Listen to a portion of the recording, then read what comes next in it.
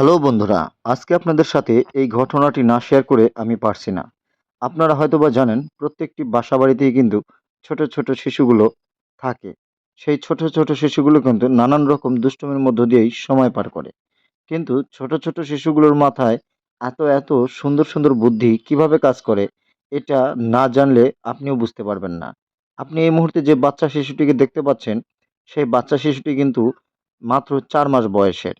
সে বাচ্চা শিশুটি কি করছে আপনি জানেন? তার দাদির কোলে থেকে তার হাতে যে প্লেটটি, সেই প্লেটের মধ্যে ভাত রাখা আছে এবং সেই ছোট্ট শিশুটি নিজে হাত দিয়ে ভাতগুলো নেড়ে, নেড়ে তার মুখে নেওয়ার চেষ্টা করতেছে এবং এটা কিন্তু তার দাদির কাছ থেকেই শেখা। সে দেখতেছিল যে তার দাদি কিভাবে হাত দিয়ে ভাতগুলো মুখের মধ্যে নিয়ে খাচ্ছে।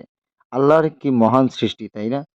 সেই ছোট বাচ্চাটি সে নিজেই কিভাবে জানতে পারল যে আমাকেও হাত দিয়ে ভাত খেতে হবে। তাই সে নিজের হাত দিয়ে নিজেই খাওয়ার চেষ্টা করল।